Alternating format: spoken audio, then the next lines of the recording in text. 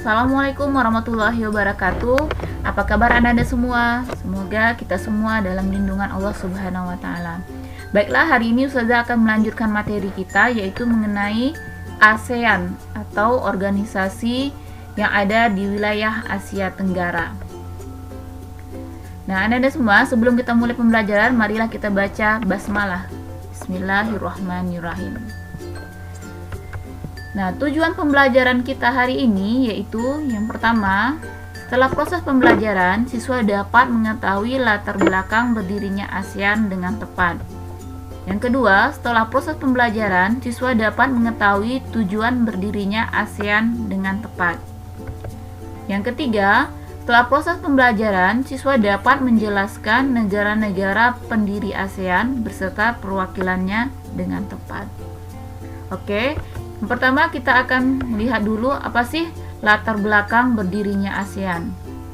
Seperti saya jelaskan tadi, bahwa ASEAN merupakan organisasi yang didirikan oleh negara-negara yang berada di wilayah Asia Tenggara.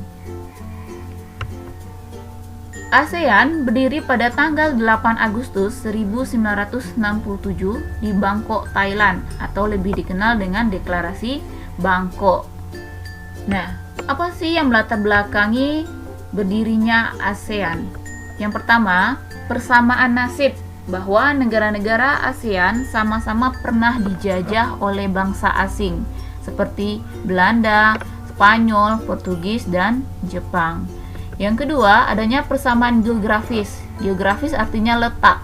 Jadi negara-negara ASEAN itu sama-sama berada di wilayah Asia Tenggara. Yang ketiga, persamaan dasar kebudayaan.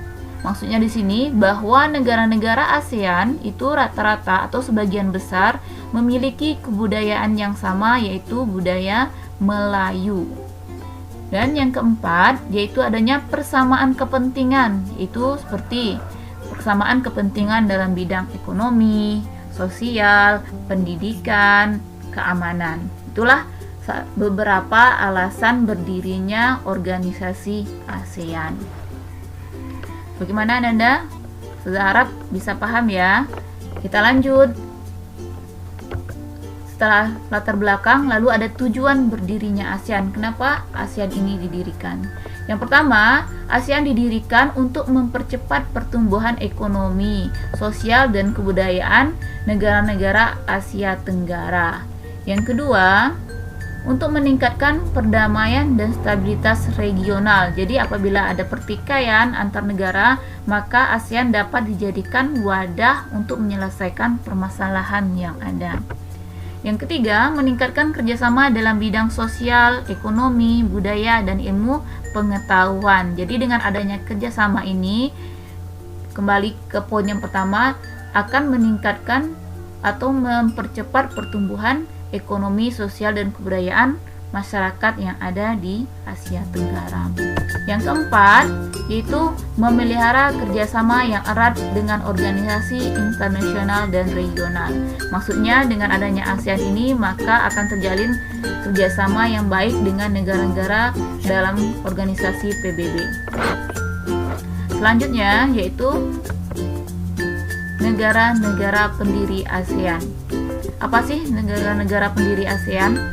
Yang pertama yaitu Indonesia. Ini lambang negaranya atau benderanya. Indonesia pada saat itu diwakili oleh Perdana Menterinya yang bernama Adam Malik. Ini fotonya. Yang kedua yaitu negara pendirinya yaitu adalah Malaysia. Dan pada saat itu Malaysia diwakili oleh Tun Abdul Razak. Yang ketiga, pendiri ASEAN yaitu negara Singapura. Untuk Anda ketahui bahwa Singapura ini diwakili oleh S. Rajaratnam. Negara yang keempat yaitu negara Filipina.